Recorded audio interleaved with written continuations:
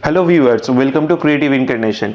तो जैसे कि मैंने मेरा लास्ट वीडियो में आप लोगों के साथ बैकग्राउंड का जितना भी प्रॉपर्टी होता है, मतलब हम लोगों के डेली यूजेज में लगता है, वो सब के बारे में आप लोगों के साथ डिस्कस किया था। तो इस वीडियो में हम लोग आज स्टार्ट करेंगे सीएसएस का एक नया टाइप जो है इनलाइन सीएसएस।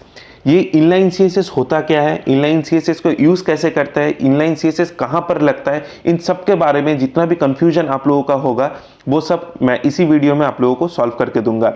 तो चलिए बात ना ज्यादा करके इस वीडियो के यही स्टार्ट करते हैं। मैं हूं सम्राट और आप लोग देख रहे हैं क्रिएटिव इनकर्नेशन।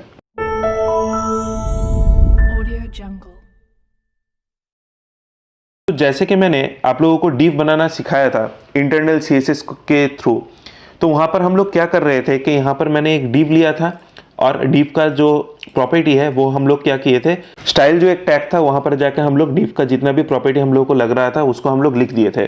तो अगर हम लोग यहाँ पर अगर यहाँ पर हम लोग डिव का और एक कॉपी बना लेते हैं तो कैसा होता है। तो इसको अगर हम लोग सेव कर देंगे और ब्राउजर में ले जाके इसको अगर रिफ्रेश करेंगे तो देखिए ऑटोमेटिकली जो दो डिव है सेम प्रॉपर्टी आ गया है।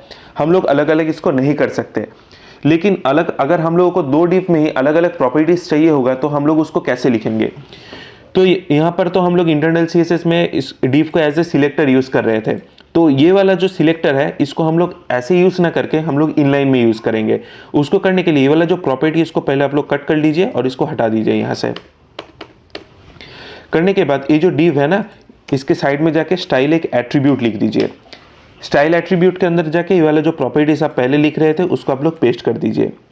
पेस्ट करने के बाद इसको मैं पहले ठीक करके सजा लेता हूँ। पेस्ट करने के बाद जब आप लोग इसको रिफ्रेश करेंगे तो देखिए आपको एक ही जो येलो कलर का डिव है वही आप लोगों को नजर में आ रहा है, दूसरा जो डिव है वो गायब हो गया है।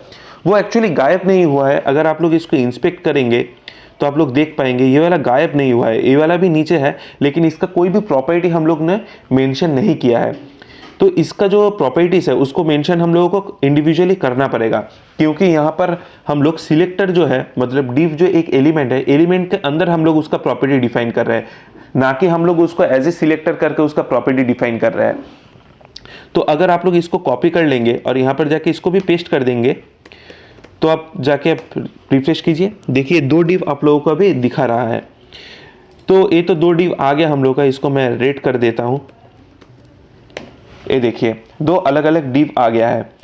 तो आप लोगों को अभी पता चल गया होगा कि अगर हम लोगों को इनलाइन सीएसएस लिखना है तो जो भी एलिमेंट का प्रॉपर्टीज हम लोगों को लगेगा उसी एलिमेंट में हम लोग एक स्टाइल एट्रीब्यूट ऐड करेंगे और उसके अंदर जाके सीएसएस का प्रॉपर्टीज लिख देंगे। लिखने के बाद उसमें जो जो प्रॉपर्टी आप लोगों को चाहिए था वो वहां पर रिस्पॉन्स में आ जाएगा। तो जैसे कि मान लीजिए कि मैं अगर यहाँ पर एक पी टैग भी ले लेता हूँ तो उसके अंदर हम लोग लिखते हैं कि क्रिएटिव इनकर्नेशन हम लोग लिख रहे हैं। ये सेम वाला चीज हम लोग यहाँ पर कॉपी करेंगे और यहाँ पर भी पेस्ट कर देंगे। रिफ्रेश करते हैं, देखिए दोनों ब्लैक में आ गया है। अगर इंटरनल सीएसएस होता हम लोगों को क्या करना होता है, यहाँ पर हम लोग स्टाइल लिख देते, यहाँ पर जाके पी एज ए सिलेक्टर, उसके बाद इसका जो कलर है वहाँ पर हम जो कलर यहाँ पर यूज़ करते हैं वही कलर सभी जगह पे हो जाता है। जैसे कि मान लीजिए मैं यहाँ पर ग्रीन लिख रहा हूँ तो देखिए दो जगह पे ही ग्रीन हो गया है। इसका फॉन्ट साइज़ जो है, फॉन्ट साइज़ भी हम लोग इसको इंक्रीज़ कर देते हैं ताकि आप लोगों को विजिबल हो अच्छी तरीके से। देखिए दो एक साथ काम कर रहा है, क्यों? क्योंकि पी एक सिलेक्टर के हिसाब से यहाँ पर काम कर रहा है आपके इंटरनल सीएसएस में। आप लोगों को कस्टम सिलेक्टर भी मैं बनाना सिखाऊंगा क्लास के थ्रू, वो बाद में जाके जब हम लोग एक्सटर्नल सीएसएस में जाएंगे तब जाके हम लोगों को क्लास का जो कॉन्सेप्ट है वो आप लोगों को क्लियर करके देंगे। लेकिन फिलहाल के लिए आप लोग ये वाला जान के रखिए। तो हम लोग यहाँ पर जब यूज कर रहे हैं तो सेव करने के बाद देखिए दो चेंज हो रहा है। इससे आप लोगों को दो चीज पता चला कि एक पेज में हम लोग इंटरनल सीएसएस भी लिख सकते हैं, इनलाइन सीएसएस भी लिख सकते हैं। ऐसा कोई भी मैंडेटरी नहीं है कि आप लोग एक वेब पेज में सिर्फ इनलाइन लिख रहे हैं मतलब इनलाइन ही लिखना पड़ेगा, इंटरनल कर रहे हैं मतलब इंटरनल ही करना पड़ेगा। सीएसएस आप कुछ भी टाइप का यहाँ पर डाल दीजिए, वो वर्क करेगा, वो काम करेगा।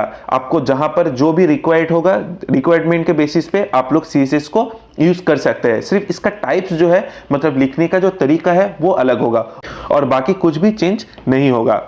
तो चलिए मैं यहाँ पर ए वाला जो है इसको मैं पहले हटा देता हूँ, क्योंकि हम लोगों को एक प्रॉपर्टी नहीं चाहिए। इंडिविजुअली यहाँ पर हम लोग लिख देते हैं कि स्टाइल येलो है, मतलब इसका कलर जो है इसको रेड डाल देते हैं। फॉन्ट वेट भी डाल देते हैं।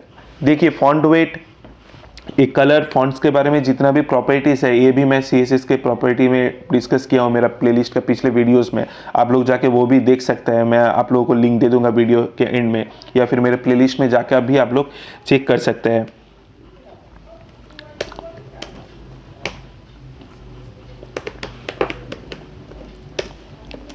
तो चलिए यहाँ पर मैंने इसको सेट कर दिया है। करने के बाद चेक कर लेते हैं। देखिए यहाँ पर काम किया लेकिन यहाँ पर काम नहीं किया, तो इसको काम करवाने के लिए हम लोग फिर से इसको कॉपी करेंगे, यहाँ पर पेस्ट कर देते हैं। इसको हम लोग येलो कर देते हैं। तो देखिए अलग अलग काम कर रहा है।